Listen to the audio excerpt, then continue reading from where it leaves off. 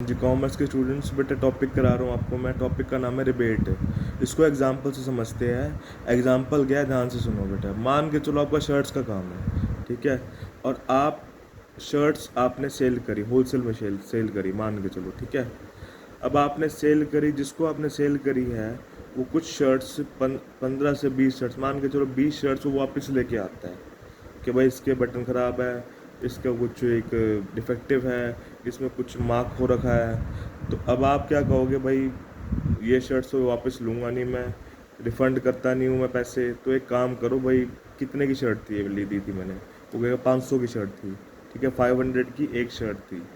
तो मैं कहूँ कोई नहीं, 500 की एक शर्ट है, आप 250 रुपये दे देना मेरे को, ठीक है। तो 250 रुपये मैंने कम क्यों करे इसमें, 250 रुपये कम इसलिए करे क्योंकि मुझे पता था डिफेक्टिव है, देख लिया भाई डिफेक्टिव था इसमें, ये शर्ट्स का काम है मेरा, डिफेक्टिव है, पता चल गया मेरे को। तो मैंने उसको रिबेट दे दी कि भाई 500 रुपये की शर्ट है, तुम मुझे कितना दे दो, 250 रुपये दे दो, मैं रिफ़ंड नहीं करूँगा। तो उन्होंने कहा कोई नहीं, डिफेक्टिव पीस के अकॉर्डिंग ही पैसे मैं आपको दूंगा। तो इसे रिबेट बोला जाता है।